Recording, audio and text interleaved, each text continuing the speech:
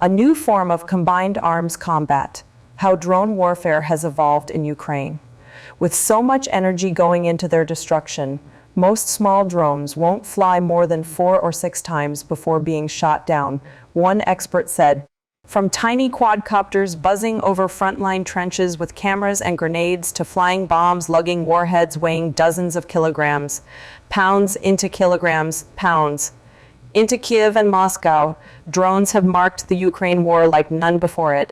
In recent months, invading Russian troops have sent waves of Iranian-made Shahid kamikaze drones at Kiev and other major cities, while Ukraine has launched unmanned attacks of its own in Crimea and Russian border region Belgorod. The Russian government even accused Ukraine on Tuesday of attacking Moscow with such devices. Today's picture is a far cry from the hype surrounding Turkish-made Bayraktar 2 drones in the early months of the war. The aircraft made headlines and were praised in song for their role in smashing Moscow's armored columns and the Black Sea Fleet flagship, the Moskva. But such models, known as MALE for medium altitude, long endurance, have lost relevance as the conflict has dragged on. The front has stabilized and become impenetrable, as the Russians have deployed systems to defend against attack from the air, an anonymous European defense industry source told AF. Now the drone war has become a numbers game. Most suicide drones are downed by air defenses, used to force the defenders to fire their missiles and run down reserves, a senior French military source said.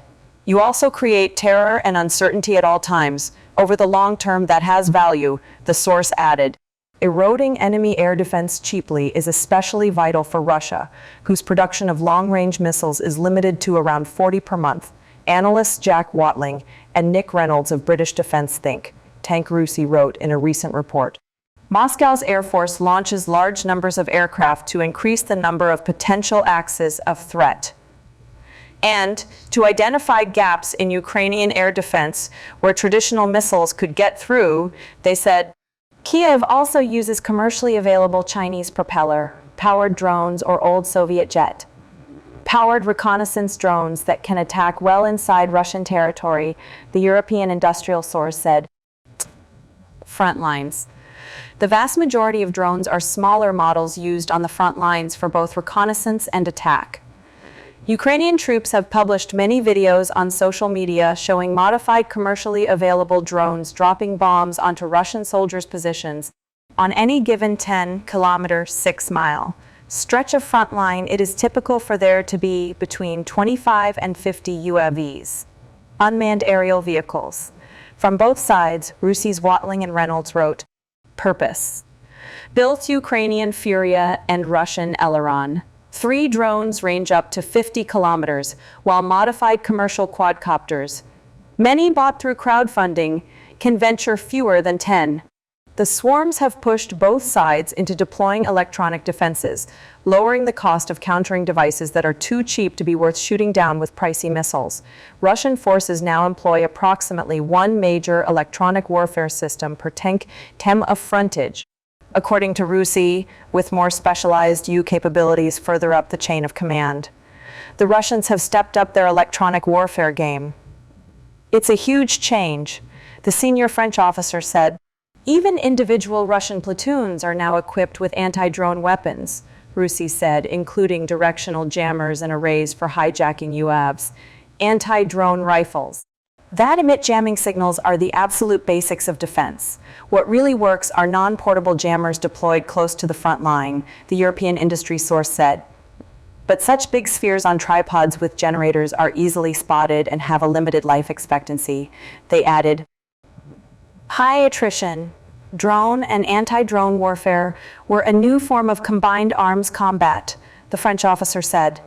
Just as we have infantry, cavalry, and artillery, so we have drones, electronic warfare, and connectivity.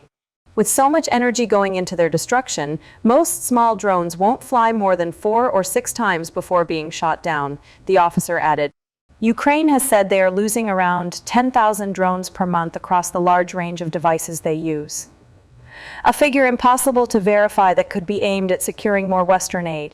If breakthroughs and counteroffensives see a return to rapidly shifting front lines, drones will remain relevant. Ukraine could use drones to clear Russian defensive barriers in its widely trailed summer attack, for instance, to drop explosives into a minefield, literally blowing a path through. Vikram Mittal, a professor at US Military Academy West Point, wrote in Forbes, "Where highly mobile advancing troops get cut off, drones could offer a method to resupply these units with the ammunition and other supplies necessary for them to continue their operations," he added. White House says it does not support attacks inside Russia. The United States is still gathering information on reports of drones striking in Moscow, the White House said on Tuesday, reiterating that Washington does not support attacks inside Russia and is focused on helping Ukraine retake its territory. "We saw the news and are still gathering information about what happened. As general matter, we do not support attacks inside of Russia," a White House spokesperson said in a statement. The spokesperson said Washington was focused on providing Ukraine with the equipment and training they need to retake their own sovereign territory, and pointed to Russian attacks on Kyiv, which has been hit by drones or missiles 17 times in May. Russia said Ukrainian drones struck wealthy districts of Moscow on Tuesday, targeting areas where President Vladimir Putin and other Russian elite have residences. 2 people were injured in the incidents, according to Moscow's mayor. Putin said Tuesday's attack was an attempt to scare and provoke Russia, and that air defenses around the capital would be strengthened. Fear and loathing in Moscow. Russians react to this morning's drone attack. Wagner chief Yevgeny Prigozhin led the charge with a tirade that, even by his standards, was absolutely scathing of the stinking scum in charge at the Kremlin. This morning's drone attack on Moscow has prompted much soul-searching and finger-pointing as Russians look to apportion blame after experiencing firsthand what Moscow inflicts on Ukraine on a daily basis. First up, the absolutely furious response from the head of Russia's Wagner Panicking, Yevgeny Prigozhin, whose profanity-laden outburst called on officials from the Russian Defense Ministry to tear the set out of their offices. He went on, "You stinking scum, what are you doing? You cattle, get your asses to the Department of Defense. You haven't done a fucking thing to step up. Why the fucking thing to step up? Why the fuck are you allowing these drones to fly into Moscow?" At the same time, Prigozhin appears to be fine with drones flying over the Rublyovka suburb, the most elite district of Moscow, very near President Vladimir Putin's Novoogaryovo residence. The fact that they fly into Rublyovka to your home, the hell with it, let your houses go up in flames, he said. But what are ordinary people to do when drones carrying explosives crash into their windows? The head of Wagner further confesses that, as a citizen of Russia, he is deeply outraged by the situation. And he wasn't finished there. These scum calmly cite on their obese asses smeared with expensive creams. "I believe that people have every right to ask them these questions, these lowlifes." Ultra-nationalist Igor Strelkov took aim at President Putin's lack of comment on the situation. As expected, Putin will not speak about today's Ukrainian drone attack on Moscow. "There are more pressing topics worthy of the commander-in-chief's attention," Strelkov wrote on Telegram. Others offered a more practical take on matters.